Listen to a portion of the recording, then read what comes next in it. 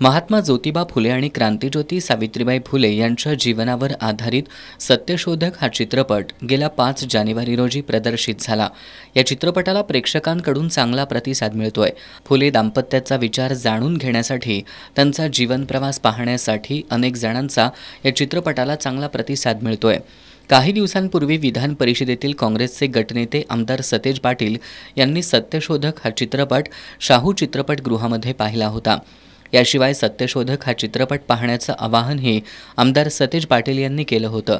त्यासाठी कोल्हापूर जिल्हा काँग्रेस कमिटीकडून या चित्रपटाची मोफत तिकीटं देखील देण्यात येणार आहेत।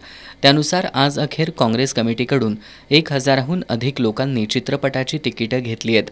एकंदरीतच स्त्री शिक्षणाबरोबरच बहुजनांच्या शिक्षणासाठी महात्मा ज्योतिबा फुले आणि सावित्रीबाई फुले यांनी केलेला संघर्ष या चित्रपटातून वास्तव स्वरूपात मांडण्यात आलाय।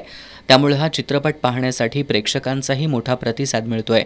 महात्मा ज्योतिबा फुले आणि सावित्रीबाई फुले नसते तर आम्हाला देखील शिक्षण मिळालं नसतं, अशा प्रतिक्रिया व्यक्त करत तरुण वर्गातून हा चित्रपट पाहण्याचं आवाहन केलं जात आहे। बहुजनांच्या मुलांसाठी सावित्रीबाई फुले आणि महात्मा फुले यांनी कशा पद्धतीचा संघर्ष केला त्यांच्या शिक्षणासाठी, ह्याचं एक चांगल्या प्रकारे मांडणी ह्या सत्यशोधक चित्रपटात केलेली आहे। तरुणांनी आणि सर्व माता भगिनी ज्येष्ठांनी सुद्धा बघण्यासारखा हा एक चित्रपट चांगल्या पद्धतीनं तयार झालेला आहे। आणि काँग्रेस पक्षाच्या वतीनं आदरणीय बंटी पाटील साहेब, आमदार ऋतुराजदादा पाटील आणि काँग्रेसचे शहराध्यक्ष सचिनभाई चव्हाण यांच्या ह्या माध्यमातून काँग्रेस पक्ष आणि या सर्वांच्या माध्यमातून चित्रपट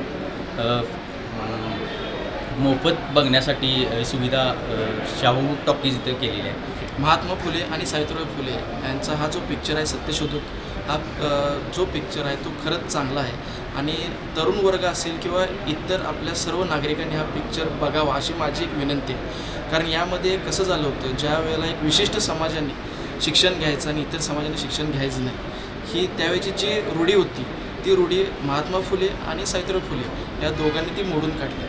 त्यावेळेला त्यांना त्रास असताना काहींनी चिखलफेक केली, काहींनी शेणफेक केली, तरीसुद्धा ते जाऊन त्यांनी घरोघरी जाऊन लोकांना शिकवलं आणि त्यामुळे आज आपण घडलो। दरम्यान सत्यशोधक चित्रपटाचा प्रीमियर थेट न्यूझीलंडमध्ये होणार असल्याचंही जाहीर करण्यात आलंय। फेब्रुवारी 2024 मध्ये न्यूझीलंडची राजधानी वेलिंग्टन इथं हा प्रीमियर सोहळा आयोजित करण्यात आलाय। कोल्हापूर जिल्हा काँग्रेसच्या मोफत चित्रपट प्रदर्शन उपक्रमांतर्गत तिकीटं घेतलेल्या लोकांना रविवारी 12 ते 3 आणि 3 ते 6 या वेळांमध्ये चित्रपट पाहता येणार आहे।